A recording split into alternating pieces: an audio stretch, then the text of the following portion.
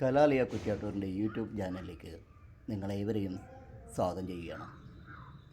ഇന്നു മുതൽ കലാലയ കുറ്റ്യാട്ടൂർ പുതിയ ഒരു പരമ്പരയ്ക്ക് തുടക്കം കുറിക്കുകയാണ്. നാട്ടുവഴികളിലൂടെ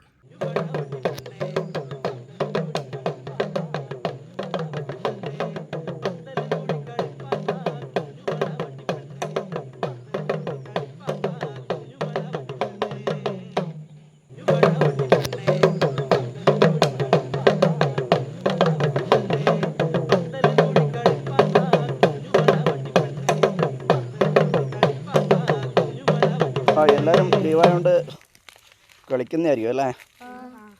അപ്പോൾ ഇതെന്നാ സംഭവം എന്നറിയാം? വെറും കല്ലായിട്ടാണ് തോന്നുന്നു. കണ്ടിട്ടുണ്ട് ഇത്രയും വലിയ കല്ല് എവിടെയെങ്കിലും? എവിടെയും കണ്ടിട്ടില്ല. അപ്പം ഇങ്ങനെ ഒരുപാട് സംഭവങ്ങൾ നിങ്ങൾ കാണാത്തത്, നമുക്കൊന്നും അറിയാത്തതായിട്ടുള്ള ഒരുപാട് സംഭവങ്ങളുണ്ട്. പണ്ട് കല്ലെന്ന് വെച്ച് കഴിഞ്ഞാലുണ്ടല്ലോ, പണ്ട് വിശാലമായ വയലായിരുന്നു. പണ്ട് നമുക്കെല്ലാം ഓർമ്മ വരുന്നതിന് എത്രയോ കാലം മുമ്പ്. അപ്പോഴീ നമ്മളെ പശുവിനെല്ലാം ഇന്ന് കെട്ടിയിട്ടല്ല വളർത്തുന്നത് അല്ലേ? അപ്പോൾ വിശാലം വയലിങ്ങനെ പശുവിനെയൊക്കെ ഇറക്കി വിടും.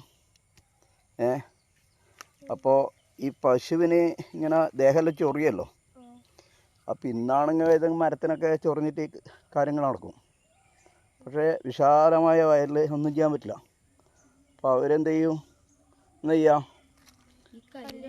കല്ലിന് വന്നിട്ട് അവരെ ശരീരം വരച്ചിട്ട് അവരെ ദേഹത്തുള്ള അസ്വസ്ഥത മാറ്റും. അതുമാത്രമല്ല, ഇതിൻ്റെ പ്രധാന ഉപയോഗം എന്ന് വെച്ച് കഴിഞ്ഞാൽ, പണ്ട് ഈ ഇന്ന് സാധനങ്ങളൊക്കെ ആളിങ്ങനെ തലയിൽ വെച്ചുകൊണ്ട് പോകുന്നില്ലേ, കണ്ടിട്ടുണ്ടോ? തലച്ചുമടായി കൊണ്ട് പോകുന്ന സംഭവം. എത്രയോ കിലോമീറ്റർ ദൂരെ വെറും വയലായിരിക്കും. അപ്പോൾ അത് തലച്ചുമടായി വരുമ്പോൾ നിലത്ത് താങ്ങി വെക്കാനൊന്നും ആൾക്കാരുണ്ടാവില്ല. അപ്പോൾ അവരെന്താ ചെയ്യുന്നത് പറഞ്ഞാൽ, ഈ പണ്ടുള്ള മനുഷ്യന്മാരെ എത്രയോ ദൂരത്ത് നിന്ന് ഇങ്ങനെ കല്ലെടുത്തിട്ട് ചുമടെടുത്ത് വരുന്ന സമയത്ത് അവർക്ക് ഇതിൻ്റെ മുകളിലേക്ക് ഭാരം ഇറക്കി വെക്കും. തലയിലുള്ള ചുമട് ഇറക്കി വെച്ചിട്ട് അതിനണക്കായിട്ടാണോ ഇതിൻ്റെ ഉയരമുള്ളത്. തലയിലോ ചിലപ്പോൾ ചുമലിലോ ഉള്ള ഭാരം ഇതിൻ്റെ മുകളിലേക്ക് ഇറക്കി വെച്ചിട്ട് അവരിവിടെ ഇരുന്ന് വിശ്രമിച്ചിട്ട് പോകും. മനസ്സിലായോ സംഭവം? അപ്പോൾ ഇതുപോലെ പിന്നെ വിശാലമായ വയലുകളിൽ എവിടെയൊക്കെ ഇതുപോലുള്ള കല്ലുകൾ കണ്ടുവരുന്നുണ്ട്. ഇപ്പോൾ ഇവിടെ ഇത് മാത്രമേ കാണുന്നുള്ളൂ. ഇതേപോലെ ജില്ലയുടെ പല ഭാഗങ്ങളിലും കണ്ടുവരുന്നതായിട്ട് പറയപ്പെടുന്നു. അപ്പോൾ ഇത് ഒറ്റക്കല്ലാണ്, അല്ലേ? പണ്ടത്തെ മനുഷ്യൻ്റെ അധ്വാനത്തിലൂടെ ഉണ്ടാക്കിയെടുത്തൊരു സംഭവമാണ്.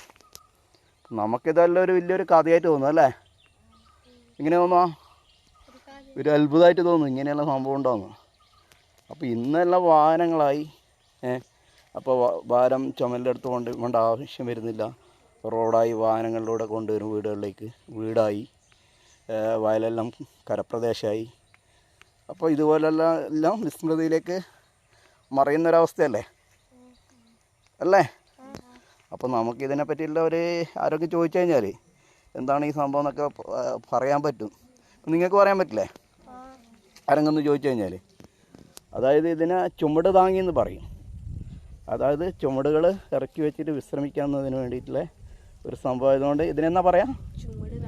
ചുമടാണ്. അതുകൂടാതെ ഈ നേരത്തെ പറഞ്ഞല്ലോ, പശുക്കളൊക്കെ കരൂരി വിടുന്ന സമയത്ത് ചൊറിയുന്നതിന്, ദേഹം ചൊറിച്ചെല്ലാം മാറ്റുന്നതിന് വേണ്ടിയിട്ട് ഉരകല്ലെന്നും പറയും. രണ്ട് പേരിലാണ് അറിയപ്പെടുന്നതെന്നാണ് പറയപ്പെടുന്നത്. അപ്പോൾ നിങ്ങളിത് അത്ഭുതത്തോടെ കൂടെയെല്ലാം നോക്കിയിട്ടുണ്ടാവും ചിലപ്പോൾ അല്ലേ? ഒന്നും മനസ്സിലാകാണ്ട് ഇല്ലേ? ഇപ്പോൾ സംഭവങ്ങളെല്ലാം പിടികിട്ടിയല്ലോ, കണ്ടോ? ഇപ്പം നിങ്ങൾ സ്കൂളിലെല്ലാം പോയിട്ടാകുമ്പോൾ പറയണോ? പറയില്ലേ?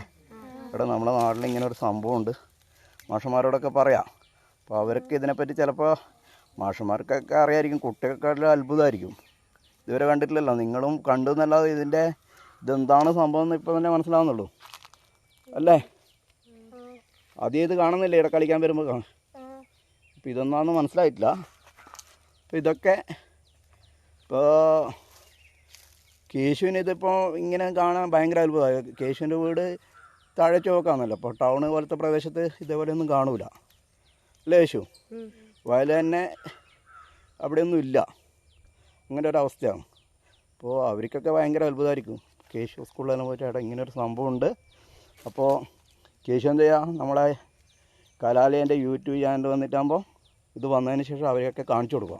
അപ്പോൾ അവരൊക്കെ അതിനെപ്പറ്റി അറിയാനും കുട്ടികൾക്കൊക്കെ ഭയങ്കര താല്പര്യം ഉണ്ടാവും ഇല്ലേ?